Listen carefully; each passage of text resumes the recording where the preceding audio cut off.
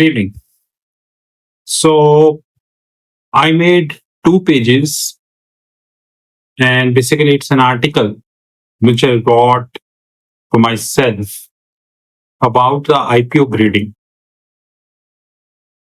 Now, in my respectful submission, when we grade an initial public offer, and like I said in my part A, that initial public offer may be issuance of the equity shares, issuance of the debt securities, and the warrants. Now, issuance of the debt securities may be a complicated exercise in the sense that if these securities are having a hybrid combination, number one. Number two, they are more or less convertibles in nature. Nowadays, gone are the days when people are issuing the debt security, the non-convertible debt securities. Now, people are issuing debt securities which are not only convertible in nature, but also these debt securities are having hybrid component. And even in the accounting standards, it is hard to digest their view about the hybrid composition, to be honest. Let it be very honest. But having said that, when it comes to IPO grading, we need to be very, very careful when it comes to issuance of the debt. So, suppose I am a company who is a FMCG based company, and I'm spending across the globe. So basically, I have branches in India, in Singapore, in Dubai, in Mauritius, US, London, just hypothetical example. And since I'm a FMCG company, my business is 100% seasonal in nature, which means that, and I am not recession proof, which means that if there is a recession, my business went down. And if there is a boom, my business will go up. Now that's completely dependent upon, that recession and the income level of the people. And I wanted to enter in public capital market. Like I said last time, that capital market broadly dependent upon two categories. One is public capital market and one is private capital market. Now, as a FMCG company, I wish to enter in a public capital market, and when I wish to enter in a public capital market, then and in the form of debt, and I am raising convertibles, which means that I'm saying that I'm issuing a debt security whereby I pay 8% per annum, and that 8% per annum having no step up. Now, step up means that, as the time progresses, the interest will rise accordingly. Technically, step up means that suppose the debt securities is of 10 years, generally, then after every fourth year, there is a 25 bips increase in that. There is a 25 bips increase. And what would if I having a hybrid composition, having embedded options, which is called put and so on and so forth? Then how would I do IPO grading for that? That's a very important thing. And let me tell you, there is a very brief text available on that. Because in these kind of structures, IPO grading is a humongous and a technical job. We need to appreciate that. Now, another important thing, when I do IPO grading, there is a term called fundamental. Even in this 2 pages document which I mentioned, I mentioned fundamentals. The fundamental definition varies from analyst to analyst. How do you define the fundamentals? What is fundamental for you? Example, a fundamental for a big company who operates worldwide is altogether different as compared to a company who operates in so and so country. And more importantly, the fundamental, which fundamental we are talking? Are we talking about revenue fundamentals? Are we talking about the middle line fundamentals? Or the bottom line, which is PAT. Example, my revenue fundamental is very strong. I am a FMCG company. I'm selling one samosa at $5, knowing that the cost of selling this samosa is $6 and I'm losing $1 each per samosa. But when I close the balance sheet or the P&L after a year, I'm proudly showing that my sale is $1 billion. But what I'm not showing that out of $1 billion sale, my net loss is 400 million. Which means each samosa is costing me $1, facility cost, salaries, taxes, depreciation, any kind of debt, remuneration, and hell lot of factors, finance cost and all.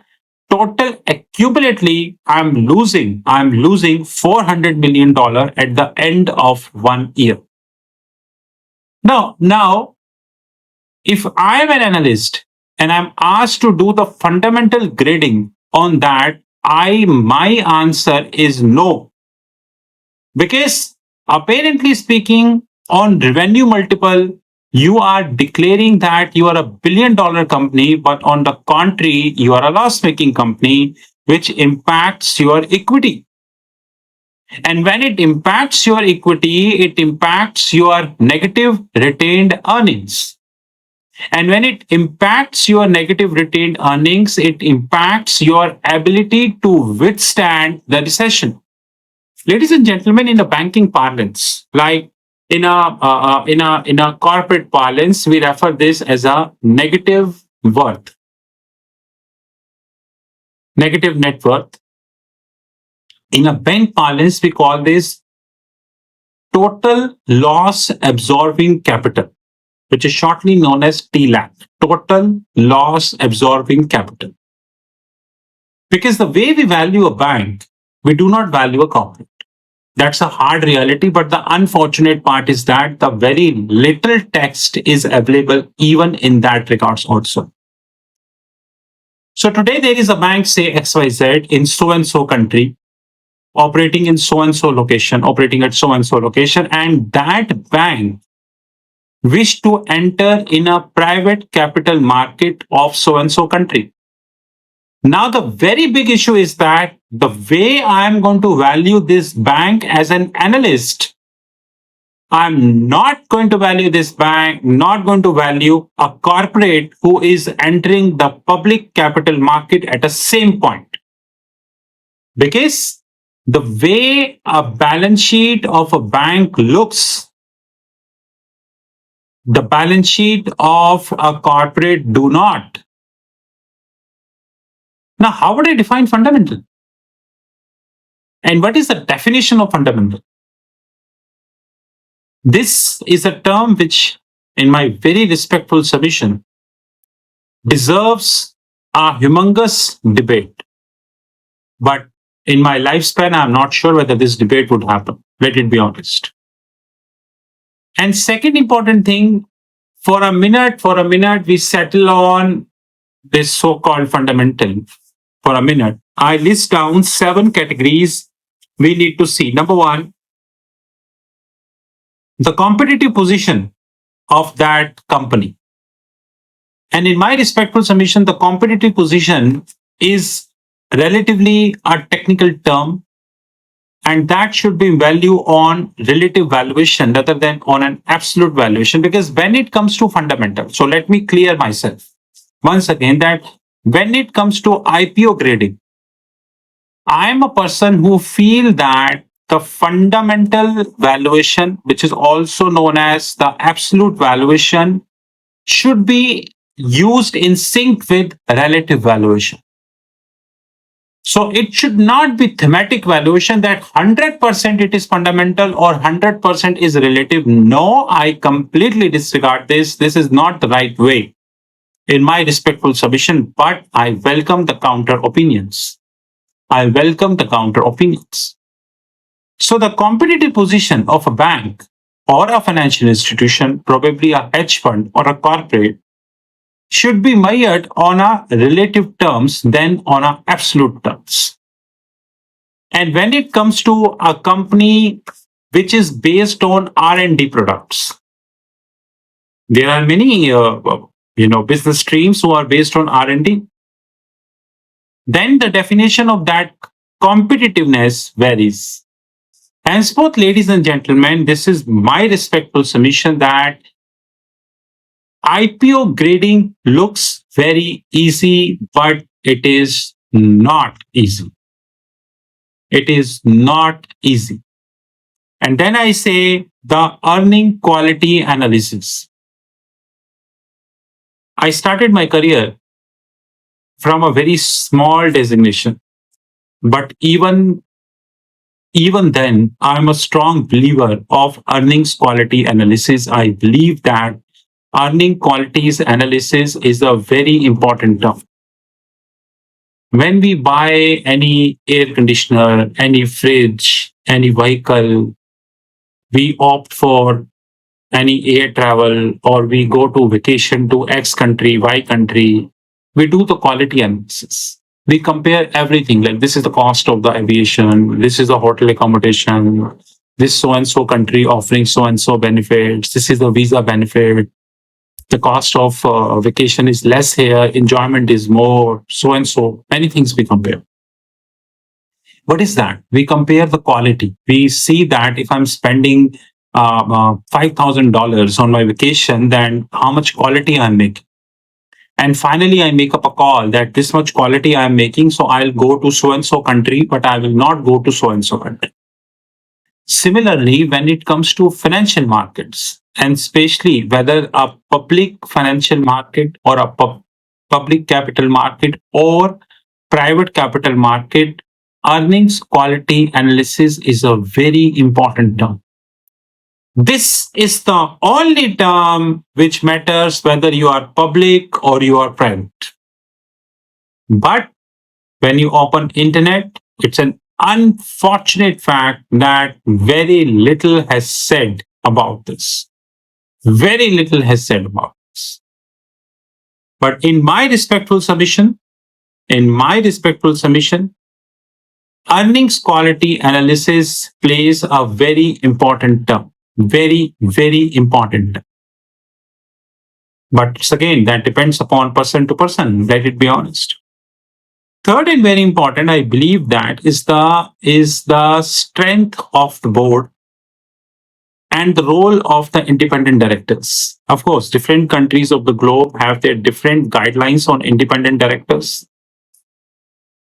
And it is fairly impossible for me to cover these guidelines in 15-20 minutes video. But having said that, I believe that the composition of the board, who is also known as the brain of that company, and also because the board also includes the independent directors, that plays a very important term in my respectful submission. And we need to see who all on the board, how many independent directors on the board, and whether these independent directors are really independent or not, because unfortunately, you know what I mean. Last, the compliance. Compliance, as far as the balance sheet is concerned, and I don't want it to speak more, but the last and very important is the pipeline, which is known as order to sales ratio. Every big company of the globe is having a very strong pipeline, which is known as order to sales ratio. So suppose order to sales ratio is 10:1. For a minute, let's assume. You know, what does that mean? It means that God forbid, today you stop receiving orders due to natural calamity, act of God, things like COVID, and God forbid, any other thing. Till 10 months, years, that depends how you're calculating order to sales ratio, because sometimes order to sales ratio is misguiding. That's another beauty of life. So, generally what people say that order to sales ratio is 10:1. Good, very good. But 10:1 is monthly or yearly? Suppose my yearly sales is 10,000 crores. Suppose. And somebody saying the order to sales ratio is 10 is to 1, which means that you have orders of 100,000 crores lying in your books that people have given you the orders which you need to complete in so and so time. So what people do, oh my goodness, order of sales ratio is 10 is to 1. It means the company is strong. Oh my God, please wait, that you need to confirm that suppose my sales is 10,000 crores. And I asked that somebody asked me the order to sales ratio is 10 is to 1. Okay. But, but somebody asking me, not asking me whether this is monthly or yearly, but actually it is not yearly, it is monthly. Which means that 10,000 crores per year divided by 12, approximately 800 to 830 crores per month. And the order is 10, which means that roughly orders of 8,000 crores is pending. Which means like Mahabharata, whereby Ashwatthama Hatai was killed, not Ashwatthama. Which means that we are misguiding.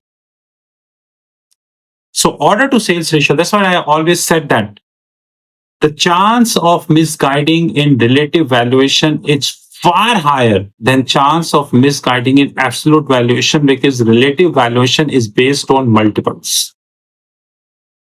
And it is not expected from a normal investor, not expected that he understand these multiples in a better way.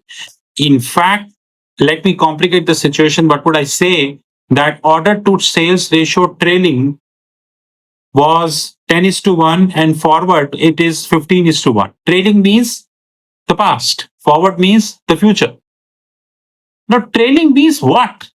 Guys, when we hear about trailing, like price to earning ratio trailing, we feel that of last 1 year. Oh, come on, please wait, hold on. Until and otherwise, it is specifically said that trailing means 1 year, then it is 1 year. Elsewise, it is our respectful duty to check the trailing is of what period. So suppose I'm saying that order to sales ratio is 10 is to 1 trailing, while on a forward basis it is 15 is to 1. It means I started making my mind that the trailing it is 1 year. In the last 1 year it is 10 is to 1. On the contrary, the next 1 year it is 15 is to 1. That is a misguided statement. We need to check ourselves with so and so company and whatever so and so information they are releasing in the public. That's why I said that, the way we read relative valuation is absolutely a tricky concept, and that tricky concept needs to understand in a very deepest manner.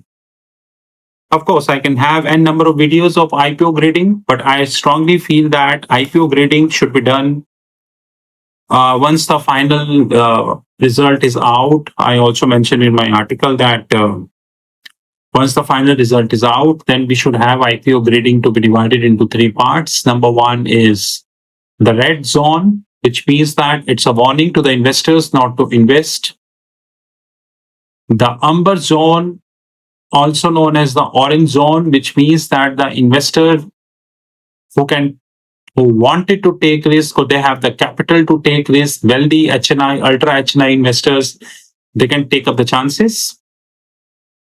And one is the green zone, which means that the company is competitive enough to stay in the market. But once again, before I close, let me have my respectful submission that future is not known to anyone. The world never thought of COVID. We never know that any times the world war can start. We never know any geopolitical escalation between X country and Y country. We never know some XYZ country would have exorbitant increase in some regulatory perspective. We never know about this. Let it be honest. So future is not known to man, it is known to the God. And we are not God. We need to understand our limitation in a very respectful manner. But ladies and gentlemen, to conclude, that IPO grading is a very important term. And at the same point of time, I am saying I'm not expecting a normal investor to understand that. But having said that, the duty cast on some specialized institution to make this happen. You need to present IPO grading in such a way that a normal investor can understand that he can make his or her mind whether they are going ahead for that security or they are not going ahead for that security. The duty is cast on us, not on the normal investor. Ladies and gentlemen, very good evening. It was a pleasure speaking with you. Yeah, you have my number 9899242978. 9899242978. Thank you, ladies and gentlemen. Have a great time. Good evening.